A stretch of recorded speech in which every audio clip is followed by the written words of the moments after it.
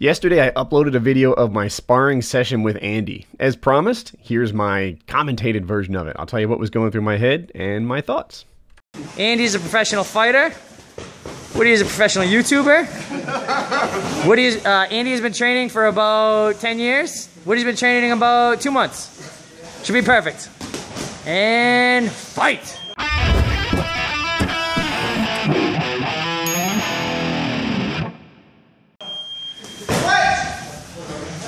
So, I'd be lying if I said I didn't notice all the brutal comments left by the keyboard warriors on the original video, and one of the common things was that I didn't hit hard. The thing is, hitting hard, it requires a certain amount of commitment. You lean into it, use your body, etc. What I'm doing is called a defensive jab, and it's not that it's special or anything, but that's what it is. It's an arm punch, and the idea is just to put a fist in his head, obscure his vision, etc. You do this when you're the taller fighter. When you're the taller fighter, not everything is a go for broke, and I don't know if you've ever been just even punched in the forehead, or someone were to take their palm and give you a shot on the forehead, it rattles you a tiny bit. And the idea was if I could get a jab on his head, then I'd follow with a right cross. That was the thought process. It's hard to do because he's a pro fighter, but that was what I was thinking going into it.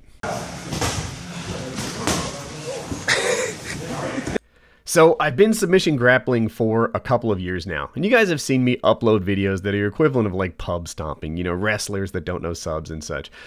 As far as striking goes, I've really only done it in earnest for 2 months. 6 weeks before I went over to Joe's house, and then 2 weeks while I was there. This is the last day there.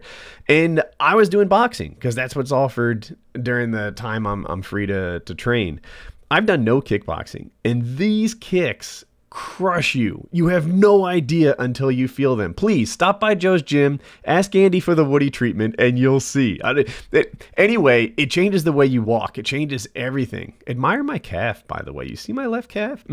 But back on topic. These kicks, it's 2 days later as I record this, and it still hurts to walk. They really catch your attention. So, yeah, anyway, listen to this as it lands. So some boxers are known as being really accurate. I'm about to miss here.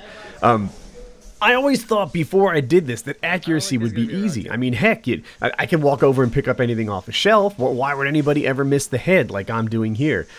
Now that I've tried it, and you could try it too. You go to the ring and you catch a guy who moves as quick as him. He's a 5'5" Korean fighter, and he moves his head really well. You learn that accuracy is actually hard. There's a reason that boxers miss all the time. And part of it is that, you get your stance, you get your thing, you throw in, and when they move their head like that, it can be tough to hit things, harder than you guess. Oh, I'm being clowned. I want to talk about that too. This clip coming up is from Forrest Griffin. He was the champion of the world at 205 pounds at one point. Check him out. He punched you in the chin. Repeatedly. Yeah. And I was very confused. And I tried to punch him. And he literally moved his head out of the way and looked at me like I was stupid for doing it. He looked at me like, why would you do such a stupid thing? He looked at me like, oh, did you really think you were going to hit me? What a stupid thing to think, you slow white boy. And then he punched me.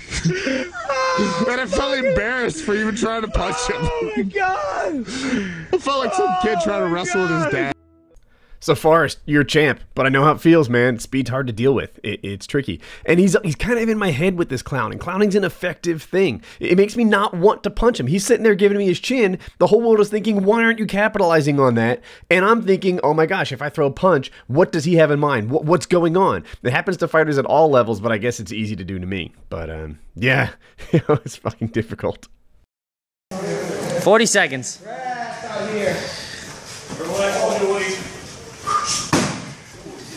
Who's hurting me?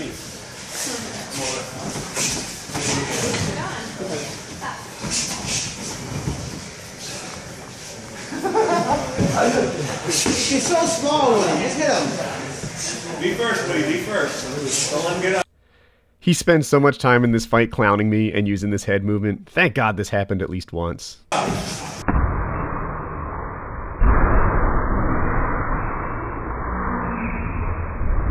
There you go. Back him up. 15 seconds.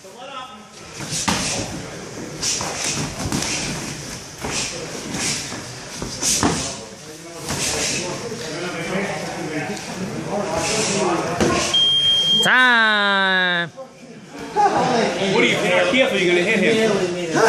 Minute off, then round 2? No.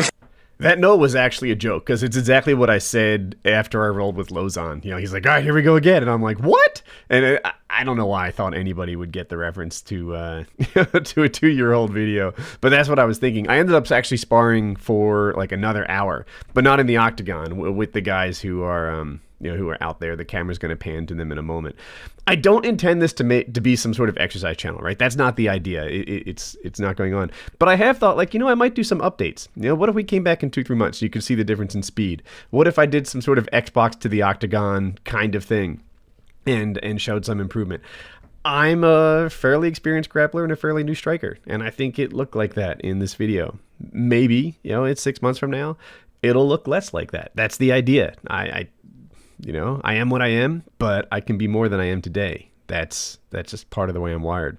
So I'm not stopping. I just got out of the gym today. I'll be back again tomorrow. If you're still here, maybe I earned your like, and you can subscribe in the top right. Here's 2 videos you may have missed. Have a good day.